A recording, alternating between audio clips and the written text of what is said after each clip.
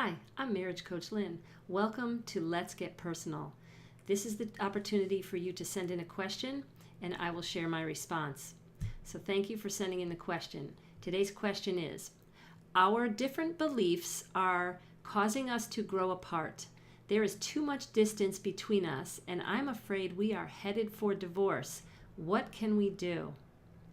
Thank you so much for the question. You're not the only one. Now, when you say different beliefs, could this be somebody's changed their religion? You were both Christians and time went on and your partner is drawn to Buddhism and is going to practice the Buddhist faith.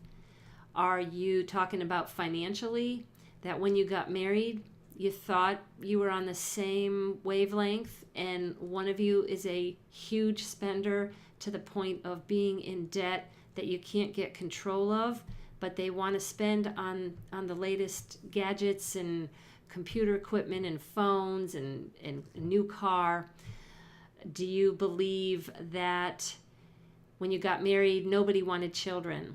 2 years later, the husband has the yearnings, so he really wants a child. But she was like, well, that wasn't what I signed up for. Your beliefs are changing.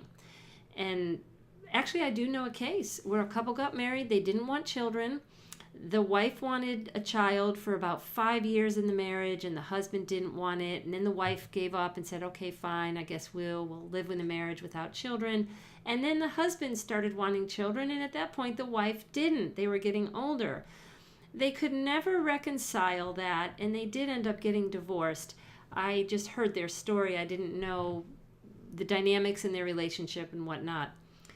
So when you have different beliefs, just imagine this.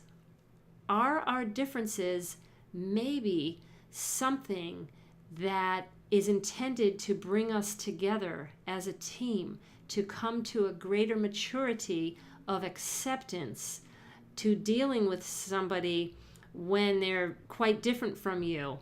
I don't think a difference in belief is a cause for divorce, is a good cause in it of itself. We hear a lot of people say, oh, there were irreconcilable differences. You will have differences. Let me tell you about a couple of my differences. In my 20s, I was a high-achieving feminist. My career was going very well, and I was married for several years, and then we started having a family, and then I had a large family. And almost when the third child was coming along, I decided I would like to be a stay-at-home mom. And that is a big difference in belief than when we got married. We thought we were going to be this career couple, maybe 1 or 2 children. And we kind of grew in our differences together. The good news is that we grow together. We've grown together through our differences in our beliefs. And my husband is very open-minded, and I like to think that I'm open-minded too. And just remember just to be open to the reasoning, opening to your spouse's reasoning. And first let me talk about a couple of more differences. Who would have known that I would have been interested in homeschooling or home birthing or raw foods? Talk about a major change in your household when somebody changes diet drastically. Now, how about if your spouse developed Crohn's disease or a gluten intolerance, celiac disease? You would have to change. And is it belief or lifestyle? Are we talking about compatibility of interests? Are we talking about the major beliefs in finance, the major beliefs in sexuality? Now, this to me would be completely unacceptable. You marry and you are in agreement that this is a monogamous relationship. And then 5 years down the road, a partner wants to introduce an open marriage idea. And so that wouldn't fly with me. That's a different belief. So is the belief a break with the vow? Now, yes, you do make promises when you get married, but in each marriage will have a different construct or covenant or whatever you want to call it, a ceremony or agreement when you get married. So hopefully you can talk about this. But you will change 15, 20, 25 years down the road. You will change. It's so fun and refreshing to go to a wedding. Most couples get married because they're compatible, their temperaments are very similar, or they accept each other and know each other, and everything seems all rosy and fine. And then let's check in with them in 5 years. Let's check in with them in 20 years. You know that they will go through hardships, there will be differences. And when my husband and I first got married, he really enjoys golfing. I enjoy swimming. We tried doing each other's interests, and I found I'm too impatient for golfing, and he doesn't have the cardio for swimming. So there are some beliefs. Politically, we've had different beliefs through most of our marriage. We've had arguments, but we really just set aside and we agree to disagree. So there are things that when you have different beliefs, you might just keep them to yourself or express them in a different way. You don't need to share everything. But your question is, there's a distance between you that you feel like you're growing apart. And so give it time. That's another suggestion that I would say. Give it time.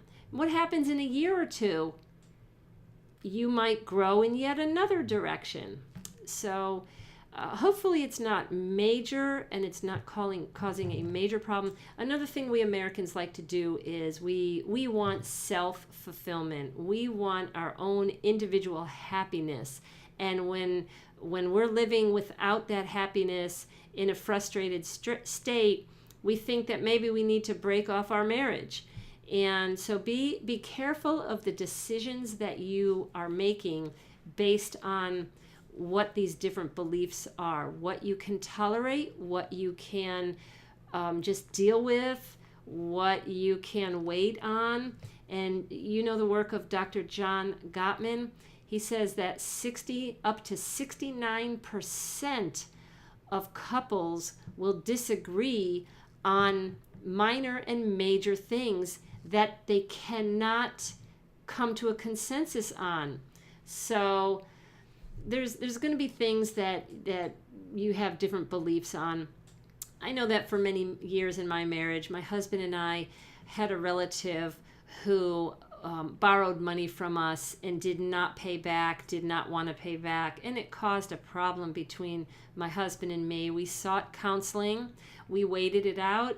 We decided to not let this relative's problem interfere with our marriage. It was quite difficult, and finally, after 15 or 20 years, the relative slowly paid the money off, and I came to peace with it. And then the relative died like maybe 6 months later. And so for all of those years, the struggle that we encountered was based on, are we going to be stubborn with our own belief? Are we going to really think about the other person's perspective? So there's many things that you can do. I hope that I shed a little light on this. It's definitely not easy. It does remind me that people will cite a divorce reason for irreconcilable differences. So I hope that you can take some time and see what is it really doing to your marriage and your relationship to have these different beliefs. Hope you have a great day and make your marriage great.